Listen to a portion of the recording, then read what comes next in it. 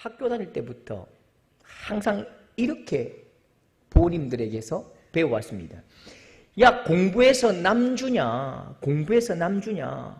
돈 벌어서 남 주냐? 학교 가면요, 항상 그 급훈 보면요, 1등급 오르면 남편 직업이 바뀐다, 이런 것도 있고요, 2등급만 더 올리면 아내 얼굴이 바뀐다, 이런 남자 그분도 있었습니다. 우리는 이 부자, 이 부귀함을요 굉장히 탐욕적으로 익힙니다. 우리 한국 사회는 이 부라는 것을요 굉장히 개인주의적으로 이해합니다. 내 것 내가 많이 벌어서 내 자식 주고 내가 다 쓰고, 탐욕적인 것이죠. 그런데 부는요 공동체적입니다. 부는 사회적 문제입니다. 그런데 우리 사회에서는 이 부가 개인적이고 탐욕적으로 해석되기 때문에 이웃은 고려의 대상이 되지 않는 거예요. 그래서 부자가 되고 싶고 부를 추구하지만 이 부자를 존귀하게 대하지 않는, 존귀하게 여기지 않는 사회가 우리 사회입니다. 그런데 하나님의 말씀을 보십시오. 하나님은 부유하신 분입니다. 하나님은 부유하신 분이십니다.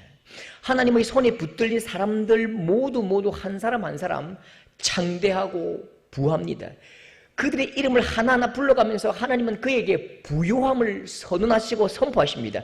아브라함, 내게 복을 주어 내 이름을 창대하게 하리니 너는 복이 될지라. 이삭, 크게 부르시고요, 그 사람이 창대하고 왕성하여 마침내 거부가 되었다. 요셉, 크게 부르시고요, 여호와께서 그의 범사에 형통하게 하심을 보았더라. 다니엘은요, 다니엘은 총리들과 고관들 위에 뛰어남으로 전국을 다스리게 한지라. 여러분, 이 사람들뿐 아닙니다. 모세, 다윗, 느헤미야, 다니엘, 엘리야, 이런 말할 수 없는 성경의 사람들이 있는데, 이렇게 하나님 앞에 붙들린 인생들의 공통점이 뭐냐? 지혜가 부요하든지, 지식이 충만하든지, 물질이 풍성하든지, 사랑이 넘치든지, 은혜가 막 철철 흘러 넘치든지, 어떤 면에서든지 하나님의 사람들은 하나님의 풍성함을 닮은 사람이었다는 것입니다. 여러분, 부유함은 좋은 것입니다. 하나님은 풍성하시기 때문에 여러분 삶에 하나님의 풍성함으로 여러분 삶에도 풍성한 복이 임하기를 축복합니다. 여러분, 성도들에게 부어주시는 부요함은 하나님에게로부터 온 것이지요. 하나님께서 우리와 세상을 연결하셨습니다. 하나님과 세상을 연결하셨다고요. 이 연결 통로가 뭘까요? 연결의 통로가 바로 우리 성도들입니다. 하나님께서 이 통로를 통해서 선한 분배가 나타나게 하시고, 나를 통해 하나님의 부요함이 세상으로 흘러가면서 세상의 굶주림과 결핍과 궁핍이 채워지고 함께 배부른 것입니다. 그런데 이 통로가 막히면 어떻게 될까요? 통로가 막히면 부풀어 오르지요. 부풀어 오르고 터져버리고 사라져버리고 하늘의 복이 이 땅 가운데 내려오지 못하고 이 땅에 그때부터 기근과 가뭄이 찾아오는 것입니다. 여러분, 이 땅에 임하는 모든 기근과 가뭄과 연약함과 아픔의 책임의 많은 부분은 여러분 성도들과 교회에 있다는 사실을 잊으시면 안 됩니다. 여러분, 오늘 말씀에 권능, 능력의 부요함이 엘리사의 머리 위에 쏟아집니다. 이 권능의 부요함이 어디서 왔습니까? 우리 혹시나 앞에 이야기들 기억하십니까? 엘리야가 제자들에게 말합니다. 얘들아, 나는 곧 올라갈 것이다. 하나님께서 나를 들어 올리실 것이다. 그래서 엘리야가 하늘로 올라간다는 사실을 제자들에게 말해줍니다. 그런데요, 모든 제자들이 아이고 그렇습니까? 아쉽네요. 잘 가십시오라고 말하지만 단 한 사람만은 그 바짓가랭이를 놓아주지 않습니다. 엘리야가 야, 나는 하나님께서 부르셨기 때문에 올라가야 돼. 나는 올라갈 거야 라고 외치지만 단 한 사람 엘리사는 이렇게 말합니다. 당신의 성령이 하시는 역사가 갑절이나 내게 있게 하소서. 올라가든지 말든지 그건 선생님 뜻인데, 갈 때 가더라도 엘리야 당신의 성령이 하시는 역사가 갑절이나 내게 있게 하시고 가십시오 라고 말하지요. 여러분, 엘리사는 갑절 2배를 달라고 합니다. 그런데 사실 갑절이 무슨 뜻일까요? 갑절은 누구에게 주지요? 갑절은 장자에게 주는 것입니다. 장자가 갑절을 받고 나머지 형제들이 한 몫씩 받는 거라고요. 여러분, 엘리야에게는 수많은 제자들이 있었습니다. 엘리사가 엘리야에게 선생님 갑절을 달라고, 나에게 갑절을 달라고 말한 이 이유가 뭘까요? 뭘 달라고 말합니까? 하나님께서 이 땅을 통치하실 때에 하나님은 반드시 사람을 들어서 일하시고 사람을 통로로 쓰시는데 100명, 200명, 300명 수많은 제자들이 있지만 그 중에 반드시 한 사람을 들어 쓰실 것인데 다른 사람을 쓰시지 마시고 누굴 써달라고요? 부족하지만 나를 좀 써달라고요. 내가 돈을 다 양보할 수 있고 내가 땅도 양보할 수 있지만 하느님 앞에 쓰임받는 이 장자의 자리는 내가 절대로 양보 못합니다. 엘리야 선생님 올라갈 때 가시더라도 나에게 그 장자 자리는 주고 가시고 하나님께 쓰임받는 그 쓰임의 자리는 나에게 주고 가라고, 절대로 양보하지 못하겠다고 그렇게 외치는 거지요. 보십시오. 엘리야가 드디어 하늘로 올라간다고 말합니다. 엘리야가 있었기 때문에 적들이 우리를 두려워했고 엘리야가 우리에게 하나님 말씀을 먹이셨습니다. 엘리야가 여기에 있는 동안 우리에게 불황은 없었습니다. 엘리야가 하늘로 올라간다면 우리는 어떻게 살까요? 불황의 시대가 왔습니다. 저성장의 시대가 왔습니다. 이렇게 안전자산인 엘리야가 하늘로 올라가 버리면 우리는 이제 궁핍하고 어둡고 가난하고 힘들고 공격당한 그런 상황이 올 것이래요. 여러분, 엘리야가 하늘로 올라간다는 이 말에 열망이 없는 자, 열정이 없는 자들은 어떻게 반응하는지 보십시오. 꿈도 없고 진짜 하나님의 마음도 모르는 이 사람들이, 이 제자들이 어떻게 반응하는지 보십시오. 열왕기하 2장 5절에 선지자의 제자들이 엘리사에게 이르되 여호와께서 오늘 당신의 선생을 당신의 머리 위로 데려가실 줄 아시나이까? 엘리사가 이르되 나도 아노니 너희는 어떻게 하라고요? 잠잠하라. 이게 무슨 말이냐면 많은 300명 400명 제자들이 아니 엘리사야 하나님이 데리고 가신다잖아. 하나님이 데리고 가시면 어쩔 수 없는 거잖아.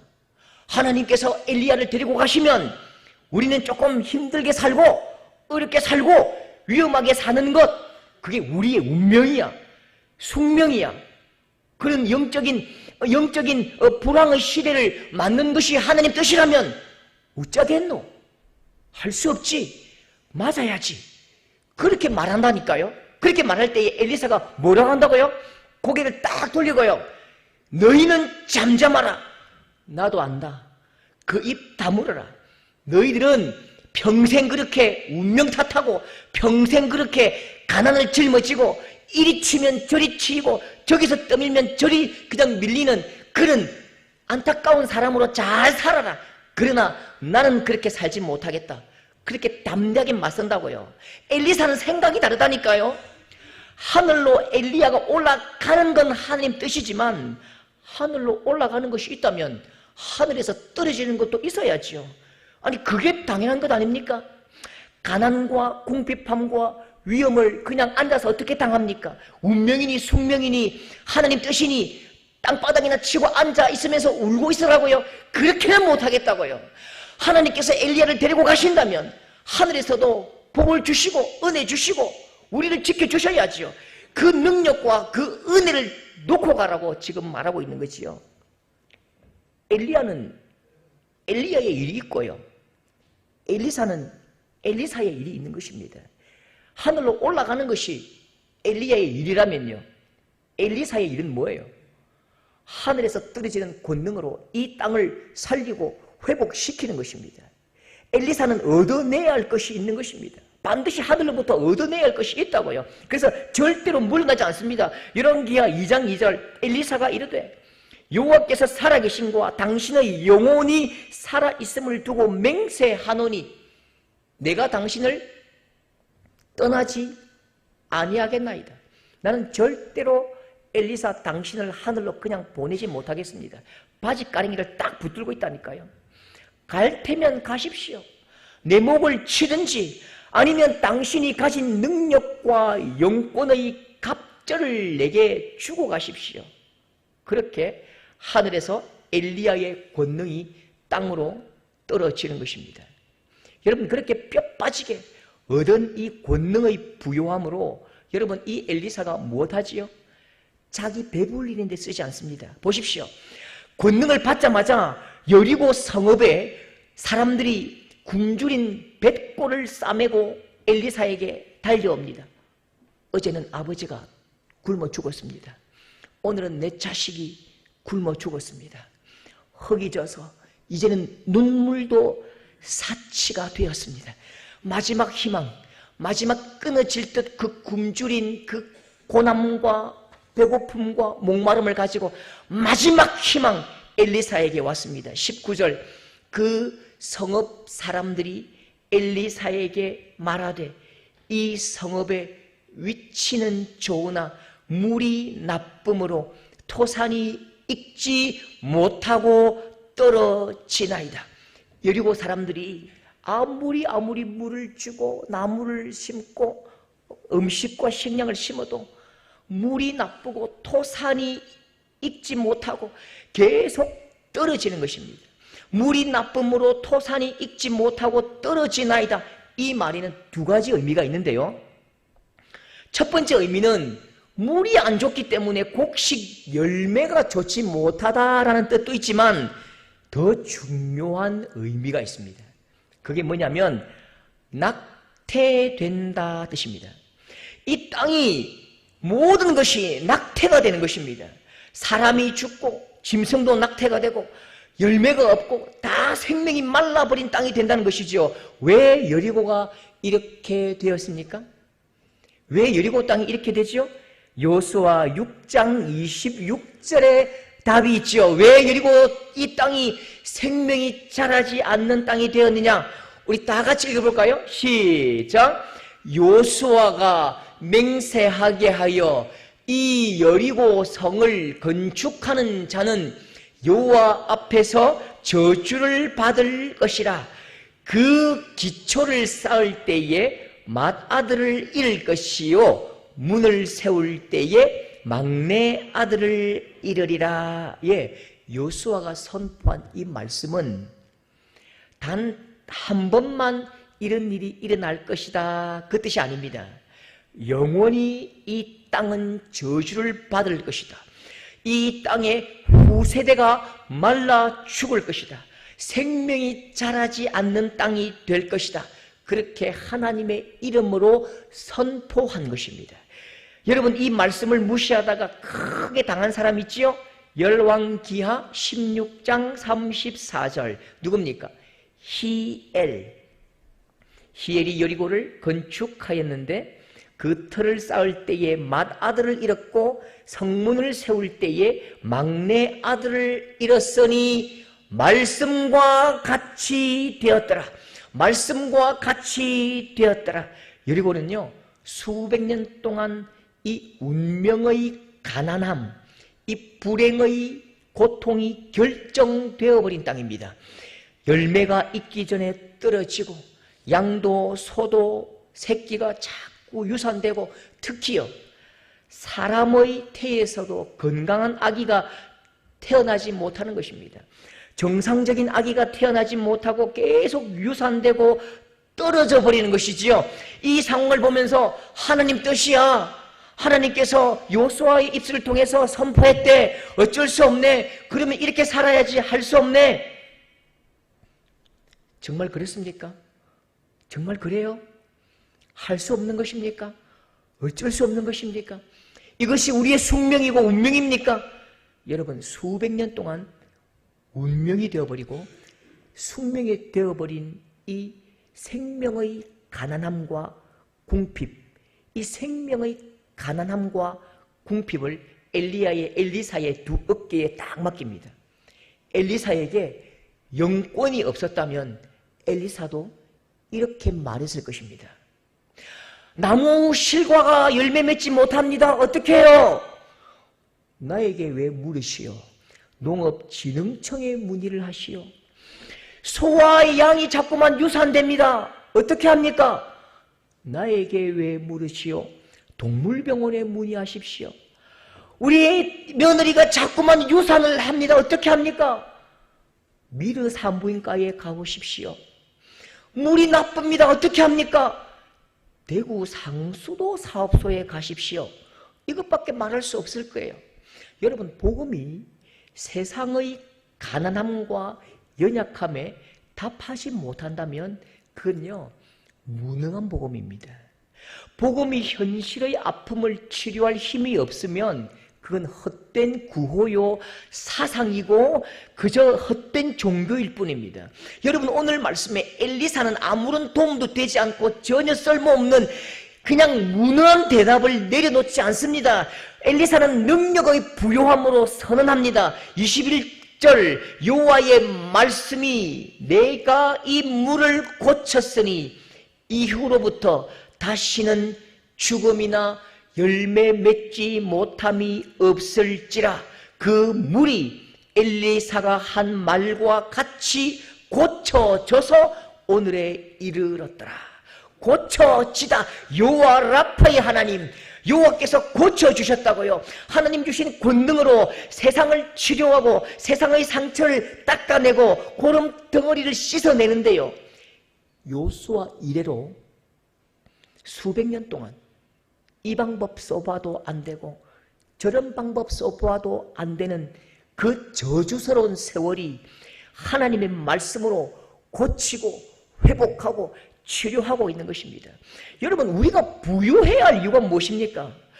부유라고 말할 때에 물질만을 말하는 것이 아닙니다. 우리는요, 사랑의 부요함, 은혜의 부요함, 긍휼의 부요함, 지혜의 부요함, 지식의 부요함, 물질의 부요함, 이 모든 일들 가운데 하나님께서 우리에게 부요함을 허락하실 것입니다. 여러분, 우리가 부해야 할 이유가 뭘까요? 우리가 좀 흘러 넘쳐야 할 이유가 무엇입니까? 세상이 박하고 없고 부족하고 메마른데요, 우리마저도 줄 것이 없으면 세상은 죽을 일만 남았기 때문입니다. 여러분, 제가 잘 아는 후배가요, 이런 말을 합니다. 형님, 우리 교회는 진짜 가난해요. 야, 너 교회 400명 모이잖아. 뭐가 가난해? 이 후배 목사님도 그렇게 말합니다. 우리 교회가요, 얼마나 가난한지 아세요? 꿈이 가난하고요, 소망도 가난하고요, 인력도 가난하고요, 물질도 가난하고요, 목사님도 가난하고, 성도도 가난하고, 아이들도 가난하고, 동네 강아지도 가난하고, 동네 고양이도 가난하대요. 그래서 교회가 세상을 섬길 힘도 가난하답니다. 제가 이해가 안 되더라고요. 야, 너희들 400명 성도의 예산이 얼만데? 8억 좀 된대요. 야, 8억인데 뭐가 가난해? 형님, 아니에요. 돈이 있지만 꿈이 가난하고, 돈은 있지만 마음이 가난하고 물질이 가난하니까요, 지역에 홀로 계신 독거 노인 쌀을 섬기는데 누가 손을 들고 한 집사님이 이번에는 제발 좀 배포내 합시다. 그러니까요, 전부 다 그냥 막 눈을 막 부라리면서 무슨 소리냐고 막 싸우다가 1시간 싸우다가 결국 합의했는데 20푸대만 하기로 했답니다. 그러니까요, 이게 세상을 섬길 꿈이 가난하기 때문에 사람이 가난하고 물권이 가난하고 세상을 향해서 가난을 보여주니까 교회의 영권도 가난하고 나중에는 강단에서 선포되는 말씀도 가난하고 전부 다 가난하니까요, 설교 시작하면 전부 다 그냥 다 존다는 거죠. 제가 한 선배에게는 이런 감동적인 이야기를 들었습니다.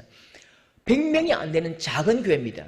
100명이 안 되는 작은 교회 담임인데요. 너무너무 가난하니까요. 너무너무 어려우니까 그냥 비전을 품고 선포해버렸대요. 비전이라도 부요한 교회, 소망이라도 부요한 교회, 그게 목표가 되고 희망이 되고 그게 표어가 되었답니다. 그래서 어떻게 하면 우리가 비전이라도 부여할까? 소망이라도 부여할까? 형편은 어렵지만 기도라도 빵실하게, 형편은 어렵지만 소망이라도 꿈이라도 좀 튼실하게 꿈꿔보자. 그래서 그냥 믿음으로 선포했대요. 우리는 올해 심장병 환자 5명을 수술해 줄 수 있기를 소망합니다. 그렇게 크게 그냥 선포해버렸대요. 왜요? 되든지 안 되든지 모르겠고 꿈이라도 크게 꾸고 소망이라도 부여해지자. 그런데요, 놀라운 것은 꿈의 부요함이 물질의 가난함을 넘어서더라는 것입니다. 물질의 가난함도 파장이 있고 꿈의 부요함도 파장이 있는데 물질의 가난함과 꿈의 부요함이 막 싸우더래요. 그런데 결국 누가 이기느냐?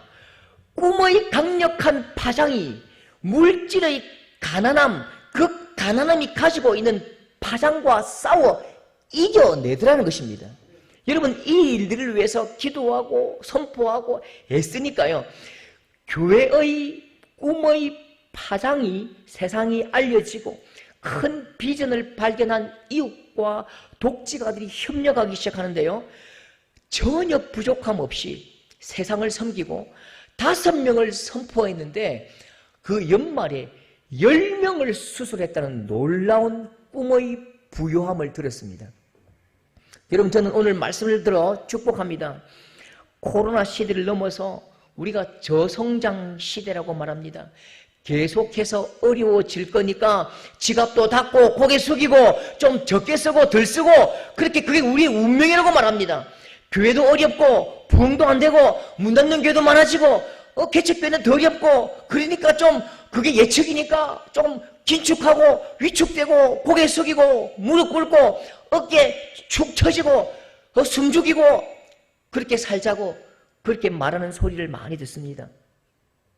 그게 통계랍니다.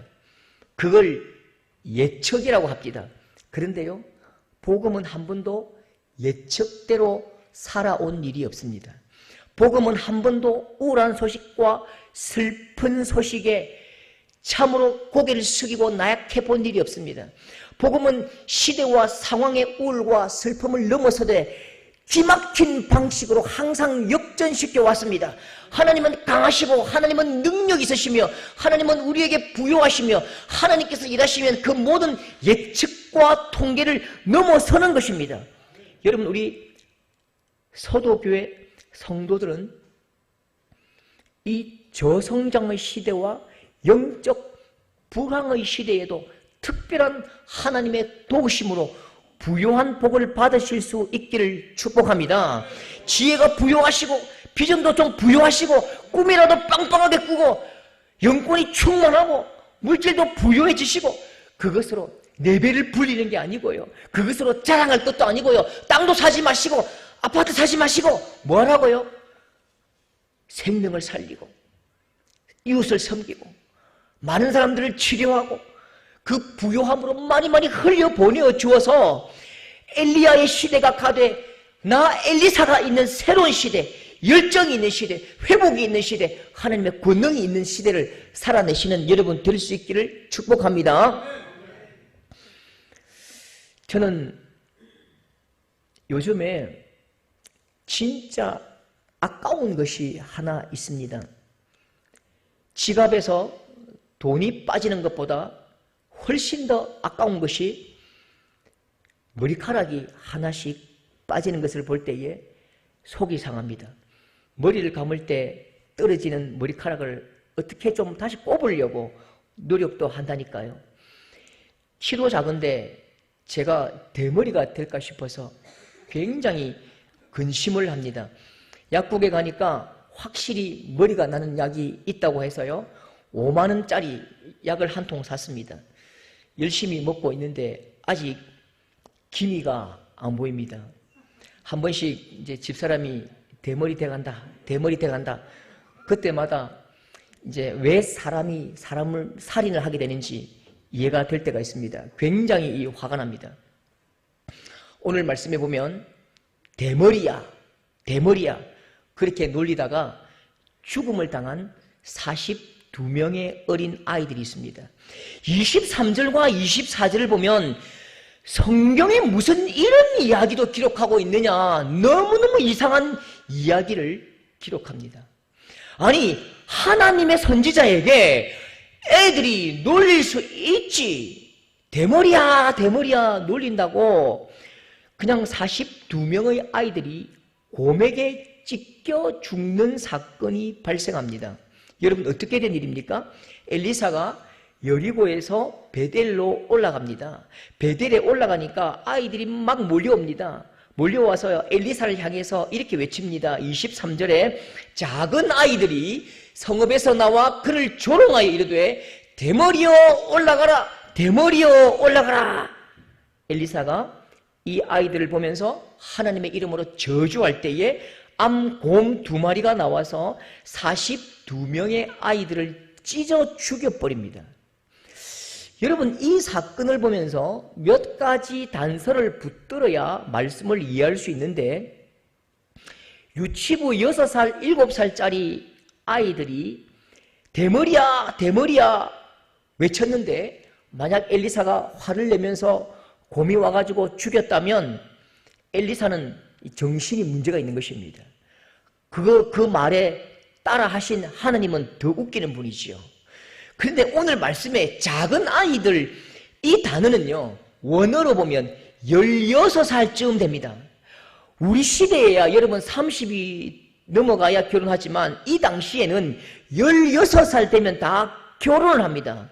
누구나 결혼을 할 수 있는 청년입니다. 도덕적 판단이 분명한 것입니다. 여러분, 대머리라는 말을 살펴보면 구약시대의 선지자들은 나는 하나님의 선지자입니다 라고 표하기 위해서 일부러 머리를 미는 경우가 있었습니다. 만일 일부러 민 것이 아니라 엘리사가 자기의 의사와는 상관없는 선천성 대머리라 할지라도 이건 걱정할 일이 아닙니다.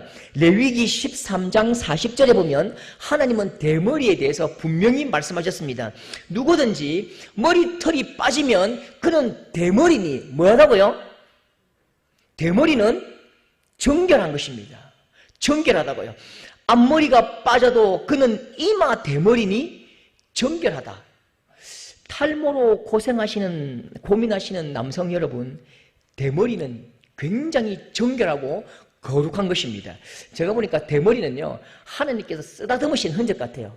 앞을 쓰다듬으시면 앞머리가 빠지고, 뒤를 쓰다듬으시면 하나님께서 뒷머리가 빠지고, 가운데를 쓰다듬으시면 소갈머리가 빠지고, 앞에서부터 너무 사랑스러워가지고 앞에서부터 뒤를 막 싹싹 문지르면 완전 대머리가 되는 경향이 있다라고 저만 믿습니다. 저만 믿어요. 엘리사가 대머리라고 놀림을 받아서 화가 난 게 아닙니다. 그러면 무엇이 엘리사를 분노하게 만들었습니까? 도저히 하나님도 용서할 수 없는 게 뭘까요? 하나님께서 용서할 수 없는 하나의 말이 있다고요. 그게 뭘까요? 23절 이 말입니다. 하나님도 용서할 수 없는 이 분노, 올라가라, 올라가라. 이 말이 무슨 말이죠? 우리는 잘 알지 못하지만 이 당시 사람들은 아는 거예요. 올라간 사람이 누굴까요? 누가 올라갔지요?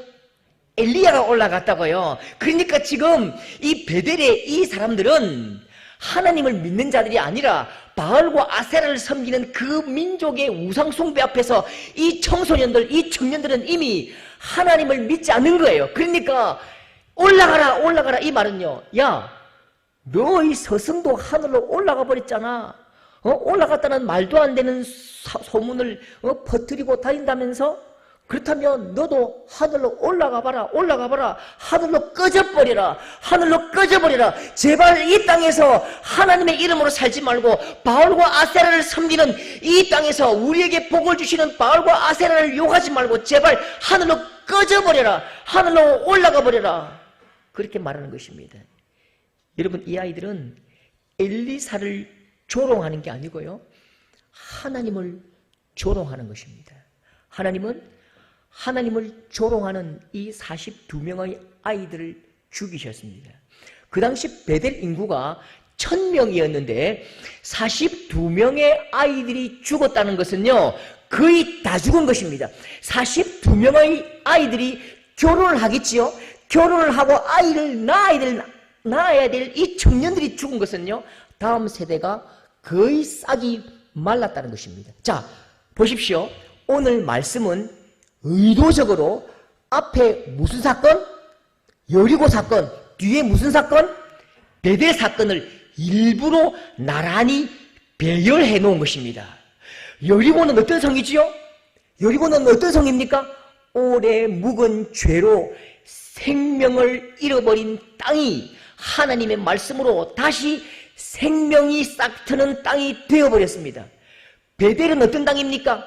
생명이 탄생했던 역사적인 땅인데 이 땅은 하나님을 배척하고 하나님을 버림으로 말미암아 생명을 잃어버린 땅이 되었다니까요. 그러니까 베델의 멸망 사건과 여리고의 치료 사건을 의도적으로 딱 대조를 해서 우리에게 보여주신 것입니다.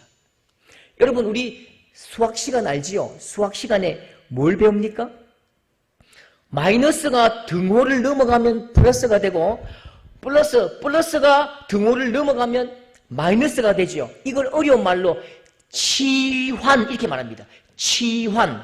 여러분, 복도, 하나님께서 우리에게 주시는 복도 자리를 바꿉니다. 복이 저주가 되기도 하고 저주가 복이 되기도 한다니까요. 여러분, 여리고는 요수아 이후로 후손이 저주를 받은 땅입니다. 그런데 하나님께서 말씀으로 순종하고 말씀의 은혜를 받기 원하고 말씀 앞에 나오는 그 땅을 치료하셨습니다. 반대로 베델은 어떤 땅이지요? 야곱이 하나님을 경험했던 민족의 성지와 같은 땅입니다. 그런데 이 사람들이 말씀을 배척하고 말씀을 버리고 하나님 앞에서 그냥 떠나갈 때에 이 땅에 사람이 자라지 않는, 생명이 자라지 않는 땅이 된 것이요, 서로 자리를 바꾼 것입니다.